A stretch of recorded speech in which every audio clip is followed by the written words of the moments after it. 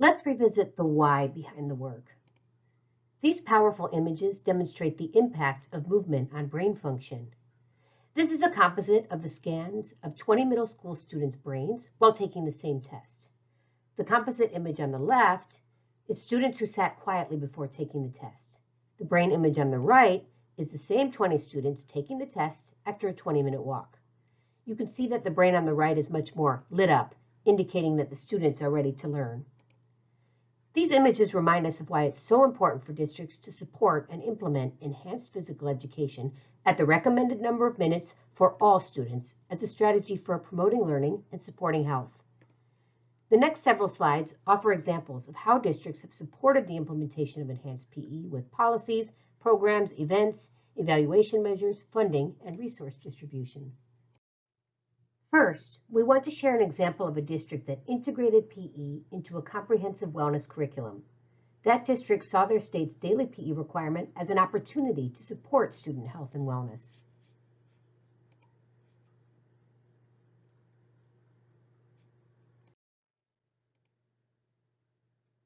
PE and English were the only courses required all 4 years for graduation in that school's state. Prior to 2018-19, health was taught as a one-semester standalone course, but the district had long felt this was not sufficient to meet student need. PE was seen as a way to fill this gap. The superintendent convened the health and PE departments to design an integrated wellness curriculum. Their first curriculum draft could not move forward because it would have required a significant staffing increase. They solved this problem by merging PE, health, and driver's ed into one department. Driver's ed was outsourced to another organization, which allowed the district to shift teachers back to teaching PE and health, the subjects they were trained for, and giving more time and staffing for PE and health while maintaining the same number of full-time employees. You can see how the curriculum focus changes across the years.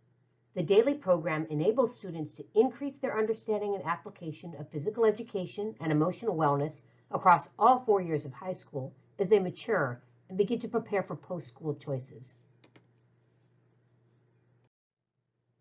A district in Tennessee prioritized physical education by connecting it to funding requirements. Tennessee's Race to the Top funding requires identifying an indicator to measure how a student grows over time. This district used an indicator learned in PE as that measure. Student growth measures evaluate how much a student progresses academically during his or her time with a particular teacher. Student growth measures are tied to teacher evaluations, which help teachers understand the effectiveness of their teaching and their impact on students, and drive pay increases and opportunities for advancement or penalties for poor performance. During the 2013-14 school year, a group of teachers, district leaders, retired teachers, and university employees worked to implement a pilot to measure growth for physical education teachers. This district's school health coordinator was part of this development team and spoke to us. His take? You treasure what you measure. Having a specific measure to track growth in PE gave PE teachers a way to talk with their administrators about student growth using hard data and metrics, which PE teachers identified as effective in communicating what was being accomplished in their programs. It was also motivating because they had a concrete way to demonstrate student growth and their effectiveness on learning.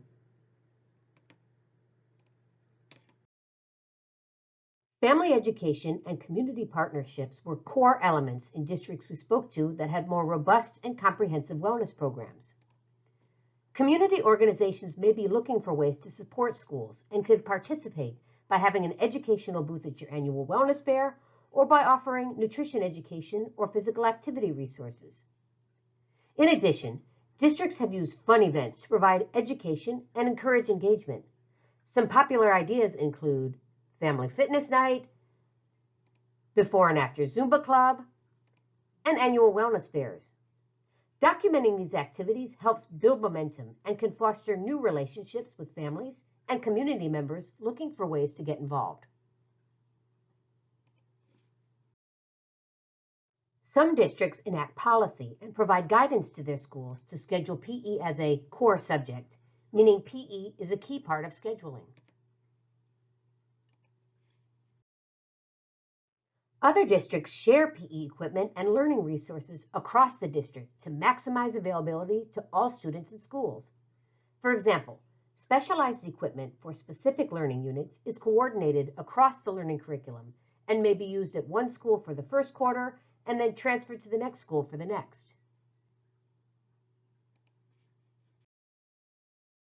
While this example is less common, it's still a possibility for districts with the capacity and political will.